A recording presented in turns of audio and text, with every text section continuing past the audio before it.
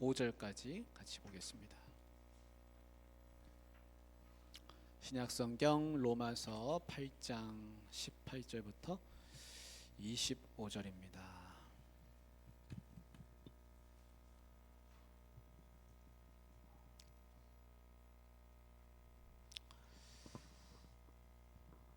한 절씩 같이 읽겠습니다. 생각하건대 현재 고난은 장차 우리에게 나타날 영광과 비교할 수 없도다.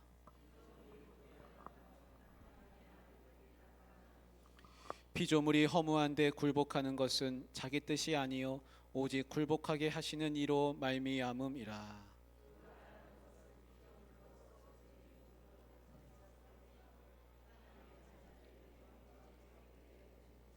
피조물이 다 이제까지 함께 탄식하며 함께 고통을 겪고 있는 것을 우리가 아느니라.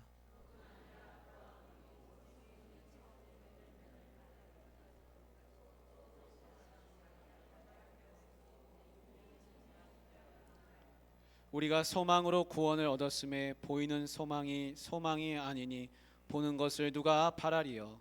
만일 우리가 보는 것을 바라면 참음으로 기다릴지니라.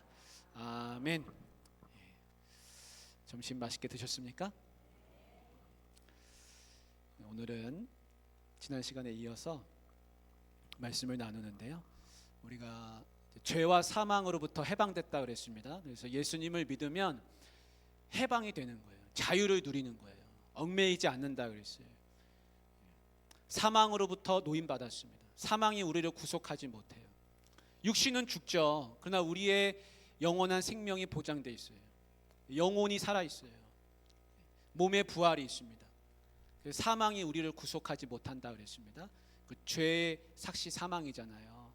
죄와 사망의 법에서 우리가 벗어났다 그랬습니다. 해방됐다 그랬어요. 또 율법으로부터 해방됐다 그랬습니다. 율법은 우리를 얽매이는 것이 되었습니다. 본래는 우리에게 죄를 깨우치는 것이지만 그 율법으로 인해서 또한 우리가 얽매이는 것이 되었지만 그 율법으로부터 해방됐습니다. 예수님을 믿으면 다 해방되는 겁니다. 지난번에는 육신으로부터 해방됐다 그랬습니다. 육신으로부터 해방돼서 영의 사람으로 산다 그랬습니다. 그래서 더 이상 육신에 얽매여 사는 사람이 아니라 영으로 사는 사람. 그 영으로 산다는 것은 성령으로 산다는 거예요. 성령. 그래서 거기서 말하는 육신이라고 하는 것은 정욕, 그 다음에 나를 얽어매는 모든 이 세상의 온갖 죄악들, 이생의 자랑, 그런 것도 다 얽매이지 않고 내가 이제 해방돼서 사는 겁니다. 오늘 나오는 거는 피조물의 해방입니다. 뭐의 해방이요? 피조물의 해방. 이 세상 우리 사람만 자유케 되는 게 아니라 성경은 뭐도 자유케 된다 그랬냐면 피조물도 자유케 된다 그랬습니다. 그래서 오늘 말씀에 같이 보려고 합니다. 1863년에 아브라함 링컨이 노예 해방 선언을 했습니다. 그래서 노예 해방 선언 연설에서 다음과 같이 말했다고 합니다. 이 선언이 하나님의 뜻에 부합하고 정의로운 일이라면 그것이 실패하더라도 영원히 살아남을 것이며 성공한다면 역시 영원히 살아남을 것이다. 그러니까 노예 해방 선언은 실패해도 성공해도 이거는 마땅한 일이다, 그 이야기를 하는 것을 볼 수가 있습니다. 그래서 남북 전쟁 후에 이제 북부가 이겼어요. 그리고 1865년에 수정 헌법에다가 아예 노예 해방을 했습니다. 명시했습니다. 그 전에는 흑인들은 마치 당나귀, 말, 짐승 이런 거하고 똑같이 다뤘던 것입니다. 구준이라는 짐승이었습니다. 짐승보다 조금 더 나은 게 있다면은 한 가지, 말할 줄 안다는 거. 말할 줄 알고 들을 줄 안다는 거. 그것만 다르지 그냥 짐승하고 똑같이 대우했습니다. 심지어는 흑인을 치료하는 사람이 왔어요. 근데 이제 그 주인 아내가 너무 아픈 거예요. 생사의 기로에 있습니다. 그러니까 의사를 부를 시간이 없잖아요. 그래가지고 그 흑인을 치료하는 사람한테 지금 내 아내가 죽게 생겼으니까 와서 봐달라고. 그랬더니 그 흑인을 치료하는 사람이 뭐라 그랬냐면 나는 수의사라서 사람은 못 고친다고. 그렇게 말했을 정도로 대우를 했다는 것입니다. 노예 해방 선언이 되고서 법으로 명시되기 이전까지 똑같은 피조물이잖아요. 그죠? 똑같은 사람이잖아요. 똑같은 생명체잖아요. 근데도 노예 상태에서 해방되지를 못했습니다. 그리고 노예 해방 선언하고 법으로 이제 명시를 했습니다. 그러면 법으로 명시하고 나면 그때부터 해방이잖아요. 그죠? 근데 진짜 해방이 됐을까요? 진짜 해방 안 됐습니다. 여전히 똑같이 대우하고 똑같이 취급당하고 그렇게 했습니다. 노예 해방 선언하고 100년이 지났어요. 100년. 1960년대를 배경으로 한 히든 피겨스라는 영화가 있습니다. 혹시 보신 분 계십니까? 히든 피겨스. 나사에서 일하는 흑인 여성 수학자들 이야기거든요. 여러분 나사 하면은 미국의 우주를 항공을 다 관할하는 그런 국이잖아요. 근데 이제 거기서 1960년대니까 아직 컴퓨터도 있기는 있지만 아직 발달하지 잘 못한 시대죠. 그러니까 사람이 다 계산을 많이 해야 되는 거예요. 그러니까 사람이 그거 계산하려면 얼마나 힘들겠습니까? 컴퓨터가 할 걸 사람이 하고 있으니까. 근데 정말 뛰어난 여자 흑인 여성 3명을 발굴해 가지고 거기서 같이 일하게 됐습니다. 근데 이 흑인 여성 이분이 이게 실화거든요. 얼마나 뛰어나냐면 뭐 컴퓨터예요, 머리가. 그 사람이 계산할 수 없는 걸 이분은 한 번만 보면 그냥 계산해 버리는 그런 머리를 가졌습니다. 근데 흑인이에요, 흑인. 그러니까 어떻게 하냐면 그 영화에 보면 물을 마셔야 되는데 물을 똑같이 못 마셔요. 그 백인 옆에 동료들이 마시는 물이 따로 있고 흑인이 마셔야 되는 물이 따로 있습니다. 구별되어 있습니다. 화장실을 가야 되는데 그냥 여자 화장실 들어가는 게 아니라 흑인 여자 화장실을 찾아서 가야 되는데 흑인 여자 화장실이 뭐 많이 있는 게 아니에요. 그러니까 저 멀리 떨어져 있어가지고 여기서 일하다가 지금 엄청 바쁜데 화장실을 가야 되잖아요. 그러면 1km를 가야 돼요. 1km를 뛰어가가지고 일을 보고 와야 되는 거예요. 그러니까 온전하게 생활이 안 되는 거죠. 그런 이야기를 다루고 있습니다. 다 엘리트잖아요. 엘리트. 뛰어난 사람들인데 근데 그 여자가 그 중에서 제일 뛰어난 겁니다. 흑인 여성이.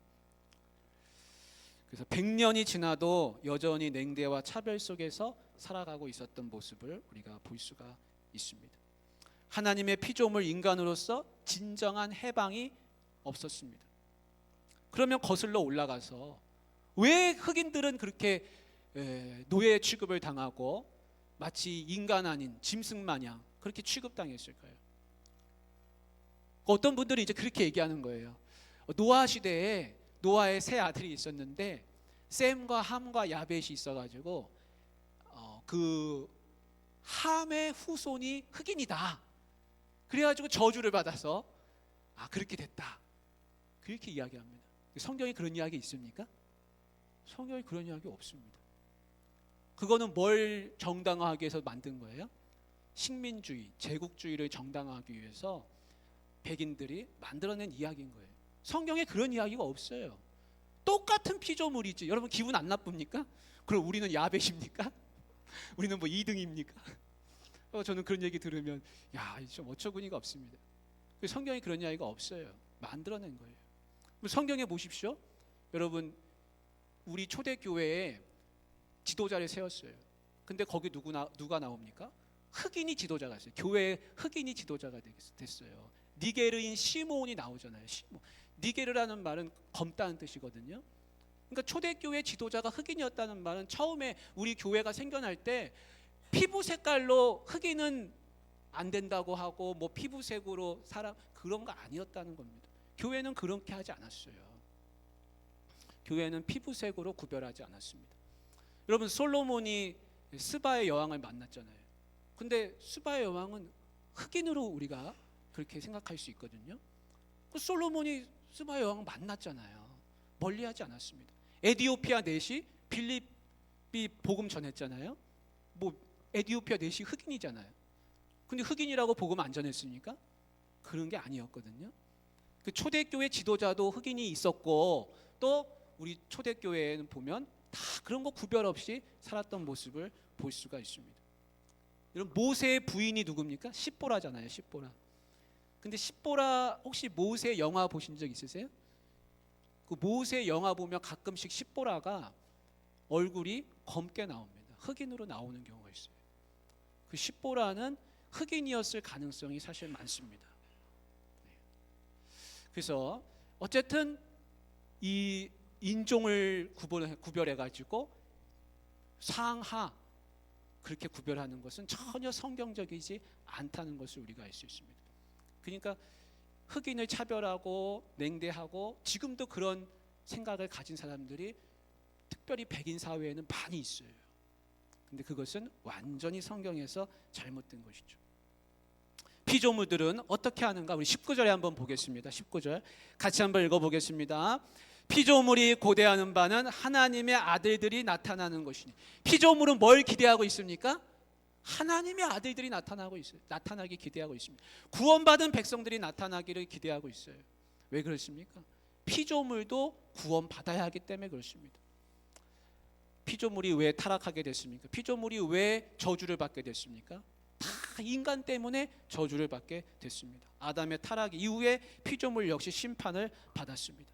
그래서 피조물이 허무한데 굴복하게 된 것은 하나님이 그들을 저주 아래 두셨는데, 왜 그들을 저주 아래 두셨는가? 아담이 죄를 지음으로 인해 가지고 그 모든 피조물들이 땅이 다 같이 저주를 받게 됐습니다. 비참하게 쉬고 고통스럽게 되고 말았습니다. 우리 창세기 3장 17절 18절 한번 빨간 부분만 읽어볼까요? 땅은 너로 말미암아 저주를 받고 너는 네 평생에 수고하여야 그 소산을 먹으리라. 18절 땅이 내게 가시덤불과 엉겅퀴를 낼 것이라. 땅은 잘못한 게 있습니까? 없습니까? 땅은 아무것도 잘못한 게 없습니다. 근데 아담이 저주를 받으니까 땅도 저주를 받았습니다. 왜 그렇습니까? 하나님이 아담을 통해서 모든 피조물을 다스릴 수 있는 권세를 주셨는데 아담이 타락해버리니까 그 피조물도 똑같이 다 저주를 받고 타락해버리는 것을 볼 수가 있습니다. 그래서 인간의 죄악 때문에 이 피조물들이 다 지금 탄식하고 있습니다. 지금도 수많은 종이 사라지고 있다고 합니다. 그래서 20세기 이후로요, 척추동물 477종이 사라졌다 그래요. 우리는 뭐가 사라지는지 잘 모르지만 연구자들에 의하면, 과학자들에 의하면, 생물학자들이 연구해 보니까 사라진다는 거예요. 지금 우리나라 뉴스에 보면 대왕 판더 푸바오가 가끔씩 나오잖아요. 저는 그 푸바오가 왜 이렇게 자주 나오나 했더니 그 부모를 우리가 데려와 가지고 우리 나라에서 태어났다고 해가지고 그렇게 사람들이 관심이 있었나 봐요. 근데 하여튼 그 푸바오도 지금 가만두면 사라지는 겁니다. 그 대왕 판더 멸종 위기 동물이잖아요. 그래서 사람이 보호하지 않고 그냥 놔두면 자연스럽게 없어진다는 겁니다. 근데 그런 동물이 지금 뭐 한두 가지가 아니라는 것이죠. 그걸 다 멸종 위기 동물로 지정해서 지금 보호하고 있습니다. 요즘은 또 꿀벌이 없어진다 그래요. 꿀벌. 요즘 꿀벌 봤습니까, 여러분? 벌이 잘 안 보이는 것 같아요. 농사 지으신 분들은 좀 보실 것 같아요. 옥포에는 꿀벌이 잘 안 보입니다. 근데 꿀벌이 이렇게 없어진다 그래요. 양봉도 안 되고 꿀벌 없어지면 농사도 잘 안 되고 모든 생산량이 다 줄어든다 그럽니다. 결국 꿀벌 없어지면 사람이 살 수 없다 그럽니다. 자연적으로 다 교배가 돼야 되는데 그게 안 돼가지고 생태계가 다 망가진다는 겁니다. 왜 그렇습니까? 살충제 쓰고 기후가 변하고 그렇게 해서 사람 때문에 무너지고 있다는 것입니다. 그래서 이 땅이 저주받고 고통하고 신음하고 있는 이유는 무엇입니까? 그건 무슨 외계인이 와가지고 그렇게 하는 게 아니라 지금 사람이 그렇게 만들고 있다라는 겁니다. 인간의 죄성이 세상을 죄로 가득 채우고 있습니다. 그래서 피조물이 바라는 것은 한 가지입니다. 그것은 죄로 인해서 나타난 썩어짐의 종노릇에서 해방되는 겁니다. 그 썩어짐의 종노릇에서 해방되어 자유를 누리는 것이라고 말씀하고 있습니다. 하나님의 자녀들이 구원받고 영광스럽게 되는 것처럼 이 피조물도 똑같이 구원받고 영광스럽게 되기를 고대하고 있다는 것입니다. 노아의 시대 온 세상이 물로 심판받았습니다. 근데 왜 세상은 왜 심판받았습니까? 왜 암수 한 쌍씩 다 남겨놓고 씨만 남겨놓고 다 심판받았습니까? 그들이 뭐 잘못한 게 있습니까? 사실 생각해 보면 잘못한 게 하나도 없지요. 그러나 인간의 죄성으로 인해서 그들도 같이 함께 심판을 받고 말았습니다. 우리 8장 21절을 한번 같이 읽어보겠습니다. 그 바라는 것은 피조물도 썩어짐의 종노릇한 데서 해방되어 하나님의 자녀들의 영광의 자유에 이르는 것이니라. 아멘. 그래서 피조물도 고통받고 힘들어하고 신음하고 있습니다. 원래 사실은요, 하나님이 처음에 창조하실 때는 뭐라 그러셨습니까? 창조하시고 나서 보시기에 좋았더라. 그 좋다는 말이 참 많은 뜻이 있습니다. 아름답다는 뜻도 있고요, 선하다는 뜻도 있고요, 뭐 너무 좋은 거예요. 유익하다는 뜻도 있고, 쓸모있다, 유익하다, 선하다, 보기에 좋다, 아름답다, 완벽하다. 하나님 보시기에 부족함이 없었습니다.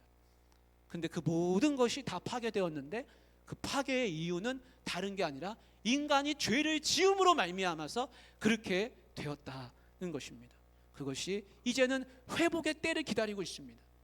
언제 회복합니까? 새하늘과 새 땅이 오는 날 회복합니다. 새하늘과 새 땅이 펼쳐지면 다 회복하는 겁니다. 그 때를 기다리고 있습니다. 우리 사람도 마찬가지예요. 새하늘과 새 땅을 기다리고 있습니다. 우리 안에 성령께서 계시는데 성령께서도 탄식하고 있습니다. 인간이 죄를 짓고 계속 지으니까 성령께서 탄식을 안 할 수가 없습니다. 그래서 온 세상은 지금 탄식하는 세상이 됐습니다. 그 탄식한다는 말의 뜻은 뭐냐면 원망한다는 거예요. 원망한다. 그 누구를 뭘 원망하겠습니까? 인간의 죄를 원망하는 것이죠.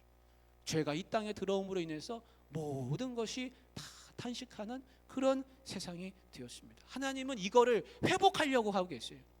하나님의 계획은 무엇입니까? 그냥 탄식하는 대로 버려두시는 것이 아니라 이거를 회복하신다. 그래서 성경은 모든 것이 마지막 때는 다 회복한다고 말씀하고 있습니다. 우리 이사야서 11장 6절, 35장 1절, 32장 15절 한번 쭉 보여주시면 같이 한번 읽어보겠습니다. 그때 이리가 어린 양과 함께 살며 표범이 어린 염소와 함께 누우며 송아지와 어린 사자와 살찐 짐승이 함께 있어 어린아이에게 끌리며 광야와 메마른 땅이 기뻐하며 사막이 백합화 같이 피어 즐거워하며 마침내 위에서부터 영을 우리에게 부어 주시리니 광야가 아름다운 밭이 되며 아름다운 밭을 숲으로 여기게 되리라. 아멘. 하나님은 다 회복하시는 거예요. 이대로 모든 것이 다 탄식하다 끝나는 게 아니라 성경 마지막에는 새하늘과 새 땅이 펼쳐진다고 말씀하고 있습니다. 그래서 22절에 오늘 말씀에 사도 바울께서 이렇게 기록하고 있습니다. 피조물이 다 이제까지 함께 탄식하며 함께 고통을 겪고 있는 것을 우리가 아느니라. 아멘. 바울이 말씀하고 있어요. 바울은 이미 다 보고 있어요. 모든 세상이 탄식 가운데 놓이게 됐다는 것입니다. 이제는 회복해야 됩니다. 이제는 다시 일어나야 됩니다. 이제는 하나님의 영으로 회복해야 됩니다.